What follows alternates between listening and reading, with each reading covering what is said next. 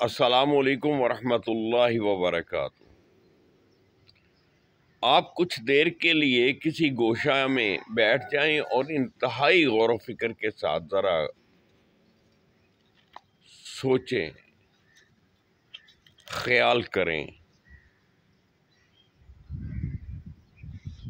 کہ جس طرح ہنوز اپنے آباء و اجداد کی اندھی تقلید پر چلتے ہوئے ہمیں نظر آتے ہیں، بالکل اسی طرح ہم بھی اپنے آباء و اجداد اور اپنے اسلاف کی تعلیمات کو پس پشت ڈال کر، یعنی بھلا کر،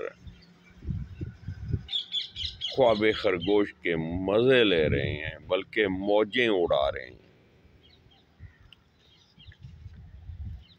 نہ تو ہمیں نماز روزہ کی فکر ہے، نہ ہمیں اپنے حق حقوق ادا کرنے کا کوئی خیال ہے،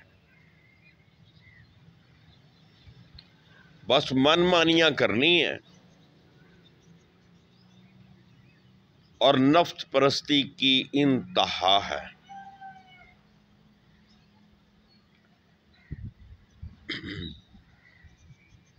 ہمارے ملک کے جتنے بھی اس وقت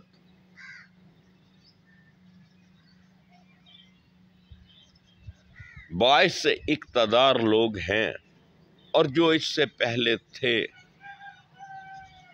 وہ سب کے سب دنیا دار، آخرت سے بے بہرا، آخرت سے کے خوف سے نہ ڈر، دنیا سمیٹنے کے چکر میں لگے ہوئے تھے اور اب بھی لگے ہوئے ہیں۔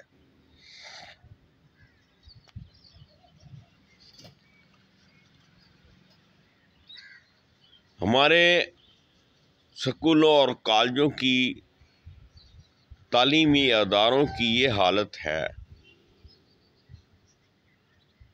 کہ ہمارے بچے ایک ایسی تہذیب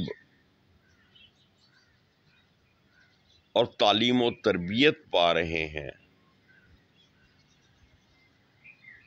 جو ہمارے بچوں کو ہم سے دور کرنے کا موجب بن رہی ہے۔ یہی نہیں، ان کو اپنے بڑوں کا ادب و آداب، اپنے بڑوں کی عزت اور حقوق اللہ اور حقوق العباد کا قطعاً کوئی شعور نہیں ہے۔ ہمارے آج کے دور کی جو مائیں ہیں وہ ماشاءاللہ اس طرح کی ہیں کہ بچے کو جگانا نہ، لیٹ سویا تھا، ابھی اس کی نیند پوری نہیں ہوئی، بجائے اس کے کہ وہ اس کو اٹھا کے یہ کہے کہ اٹھو بیٹا نماز کا وقت ہو گیا ہے، قرآن کھولو، اللہ کو یاد کرو، اللہ کی تسبیح بیان کرو، مسجد میں جاؤ، یہ بات نہیں ہے، اس کے بالکل الٹ ہے۔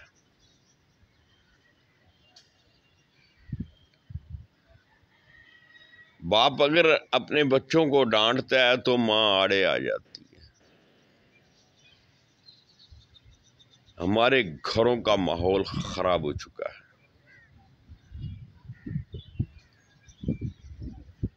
ہم اپنے آپ کو مسلمان کہتے ہوئے بھی یہ کبھی غور تو کریں کہ ہمیں مسلمانوں والی بات کون سی ہے؟ قدم قدم پہ ہم جھوٹ بولیں، زندگی کے ہر معاملے میں ہم ڈنڈی ماریں، جن کاموں کا میرے اللہ نے کرنے کا حکم دیا ہے ان کو ہم نظر انداز ہی نہ کریں بلکہ ان پر توجہ دینا بھی گوارا نہ کریں، اور جن کاموں سے میرے اللہ نے منع کیا ہے اور اس کو ہم بہت دیدہ دلیری کے ساتھ کرتے ہوئے نظر آتے ہیں۔ پورے ملک میں جو اس وقت کرپشن کی بات کریں تو انتہا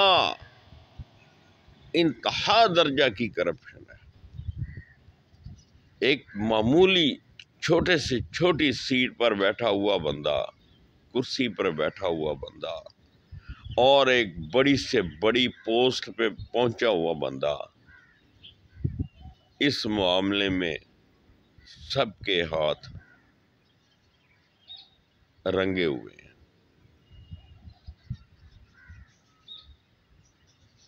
کرپشن میں ان کو یہ معلوم ہے کہ یہ حرام ہے، اور اس کے باوجود وہ حرام لیتے ہیں اور اپنی اولاد کو کھلاتے ہیں۔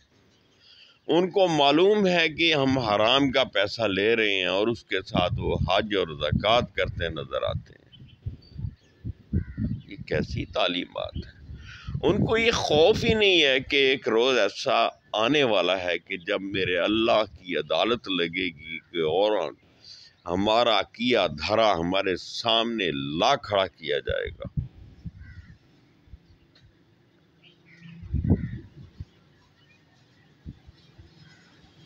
جیسا کہ میں نے پہلے بھی ایک بار بیان کیا تھا کہ ہمارے جتنے بھی ادارے ہیں ان میں سے کوئی ایک ادارے کی طرف بھی ہم انگلی اٹھا کے اس کے صاف اور شفاف ہونے کا دعویٰ نہیں کر سکتے۔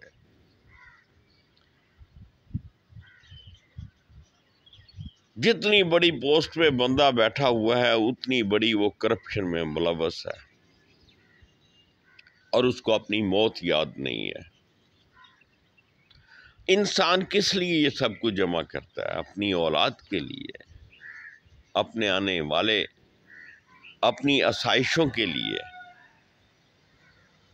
اپنے نام و نمود کے لیے، اور جب اس کا دم نکلتا ہے تو اس کو کوئی پوچھنے والا بھی نہیں ہوتا۔ البتہ جنازے پہ ایک جم غفیر ہوتا ہے، بلکہ گورنمنٹ کا اگر بندہ ہے تو اس کو تو توپوں کی سلامی بھی دی جاتی ہے، اور اس کو یہ شہادت کا تمغہ بھی دیتے ہیں، بلکہ یہ شہادت کا نام جن کو دیتے ہیں ذرا ان کے کریکٹر کو تو دیکھیں کہ وہ شہادت کے منصب پہ پہنچنے والے لوگ تھے۔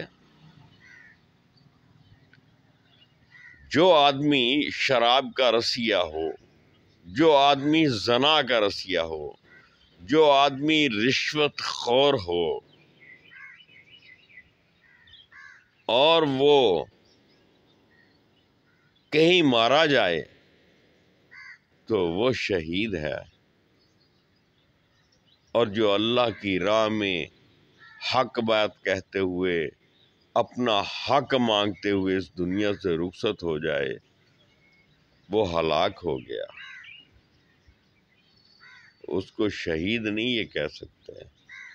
ان لوگوں نے تو جو دین کا صحیح کام کرنے والے لوگ ہیں، جو دین کا صحیح نام لینے والے لوگ ہیں، جو دین پر پورا اترنے والے لوگ ہیں، جو دین پر چلنے والے لوگ ہیں، اور جو لوگوں کو دین پر چلنے کی ترغیب دیتے ہیں، انہوں نے تو ان کو دہشت گرد قرار دے دیا ہے، اور ان کی جماعتوں پہ پابندیاں لگا دی گئی ہیں۔ یہ کیسی مسلمانی ہے؟ میں تو سوائے ان دو لفظوں کے اور کچھ بھی نہیں کہوں گا۔ لعنت ہے ایسے نظام پر جس میں غریب کی سنی نہیں جاتی۔ لعنت ہے ایسے نظام پہ جہاں انصاف بکتا ہے اور مظلوم پر ظلم ڈھایا جاتا ہے اور ظالم کو مختلف طریقوں سے اعلیٰ عہدوں پر بٹھایا جاتا ہے، ان کی تعظیمات کی جاتی ہے اور ان کو سلامیاں پیش کی جاتی ہیں اور ان کو گلے لگایا جاتا ہے اور ان کو عزت بخشی جاتی ہے۔ یاد رکھنا، بے شک عزت میرے اللہ ہی کی ہے، بے شک یہ پوری خدائی کا نظام میرے اللہ ہی کے ہاتھ میں ہے، اور وہ قادر مطلق ہے اور وہ ہر چیز پہ قادر ہے، اور وہ وقت دور نہیں جب اس کی بارگاہ میں ہم سب حاضر ہوں گے اور ہمارا کیا دھرا ہمارے سامنے لا کھڑا کیا جائے گا، تو پھر دو گروہ بنیں گے، ایک جہنمیوں کا، ایک جنتیوں کا۔ جہنم والے آگ میں جلتے رہیں گے اور ہمیشہ ہمیشہ کے لیے اس میں داخل کر دیے جائیں گے، اور جنت والے عیش پسند زندگی گزار رہے ہوں گے۔